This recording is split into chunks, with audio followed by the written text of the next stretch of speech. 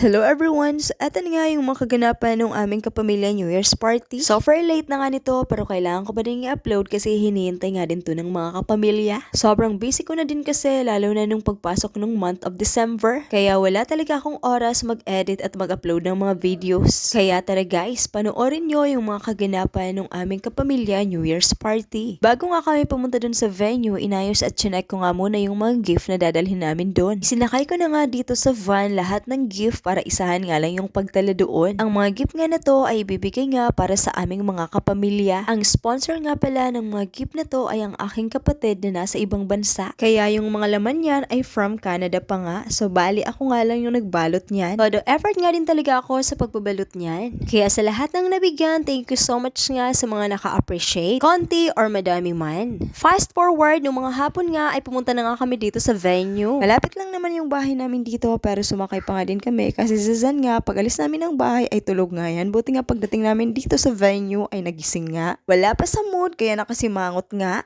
Pagdating nga namin dito sa Maruma Beach ay iilan pa nga lang yung kapamilyang nandito. Kaya di pa makakapag-start ng program kasi hindi pa nga kompleto yung mga kapamilya. Kaya itong si Ante Eva habang di pa nag-start yung program ay inayos niya na nga yung mga pagkain dito sa table. Kaya sabi ko sa kanya, say hi to my vlog muna. O, kamuya, nakaiba ko niya sa vlog ko. Char. Tingnan din itong si Daisy ay tuwang-tuwa na isinama ko sa aking video. Ito nga pala yung decoration and setup. So napakasimple nga lang. So bali naglagay nga lang kami siya ng tela sa harapan at naglagay din kami ng konting balloons. Di na nga rin kasi kami masyadong nakaprepare dyan kasi halos busy nga din kaming lahat sa kanya-kanyang bahay. Kinuha ko na nga yung mga gift at inilagay ko na nga dito sa harapan at inayos ko na nga kasi pipicturean pa nga daw. Syempre for documentation. Char. Then nang dumating na nga ang mga kapamilya ay nag-start na nga din yung program. Nag-start nga ito sa opening prayer na pinangunahan nga ni Ante Eva. Pag nandito nga yan si Ante Eva ay siya talaga yung laging naka-assign sa pagpa-pray. And after nga mag-pray ay tinawag na nga pala dyan si Lulu Hiner para sa welcome remarks kaso di ko nga pala na-videohan kasi ginagamit nga pala tong cellphone ko para nga sa music. Next nga ay pinapunta na nga muna sa harapan lahat ng apo ni Lulu Hiner for photo opportunity. So ayan nga ang kanyang mga apo, so madami na nga din. Pero mas madami pa nga yan kung kompleto lahat. Kasi halos lahat yan ay yung nandito lang yan sa Bicol. Wala pa dyan yung mga nasa Maynila at sa ibang bansa. Sana next time ay makompleto na nga din lahat para mas lalong masaya si Lolo Hiner. At dahil gabi na nga rin nag-start yung program, eto nga at nagkainan na nga muna. Kasi pag tinuloy-tuloy nga yung program, baka mamaya ay may magreklamo na naman na gutom na. Char. Kaya ayar, nagpa-eating time nga muna for dinner para mamaya sa mga next part ng program ay busog nga ang lahat. So after nga mag-dinner ng lahat, so proceed na nga sa part 2 ng program. Bali, sinurprise nga namin itong pinsan namin na may birthday.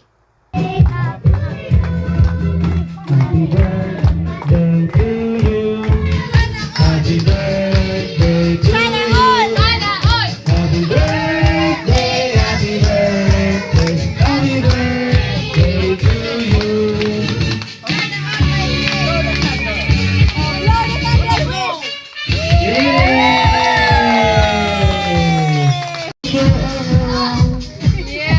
At eto nga ay meron pa nga palang pa-gender reveal itong aking pinsan. At meron naman ngang bagong member ng kapamilya.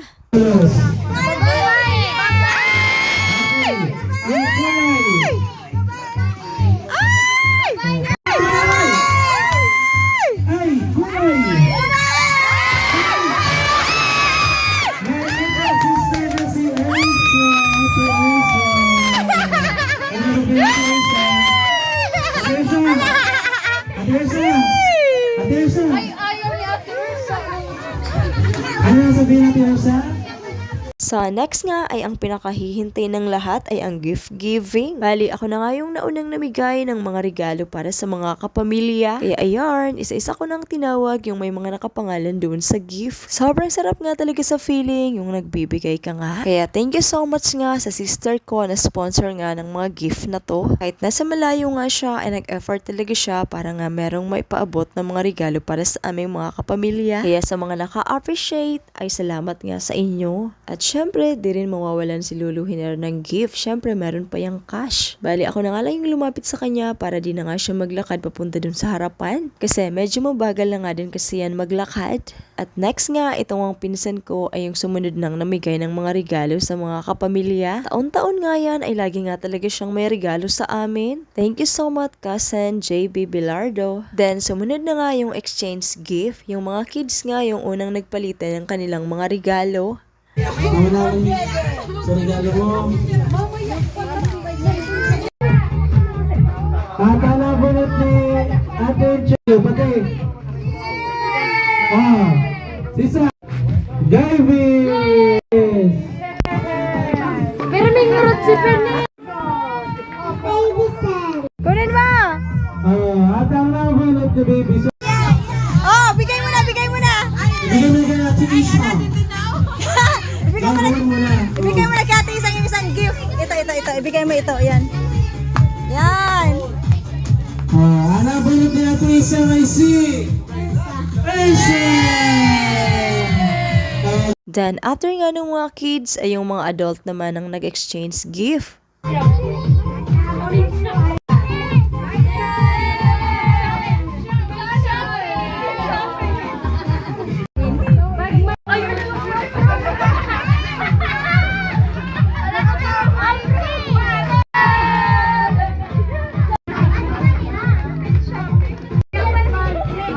After nga mag-exchange gift ay proceed na nga sa mga parlor games. So, itong mga kids nga yung unang mga naglaro. Pero hindi nga lang yan kids kasi yung mga adult ay nakisali na nga din. Mukhang matindi nga ang kanilang pangangailangan kasi kahit sa kids ay sumali na sila.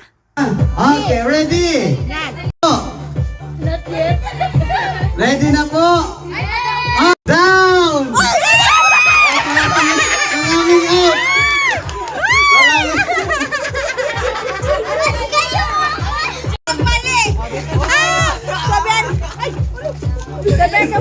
Coming out! Okay. Alit.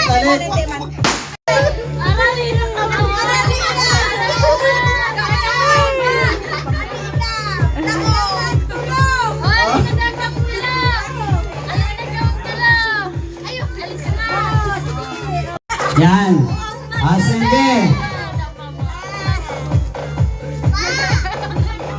Up.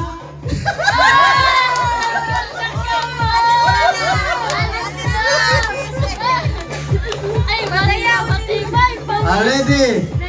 Okay. Down. Siyempre, meron nga din para sa mga adult. So, bali pinastop dance nga lang sila. Kaso, wala kang naa-out dyan. Ayaw nga nilang magpatalo lahat. Kaya lahat nga sila dyan ay panalo. Sure.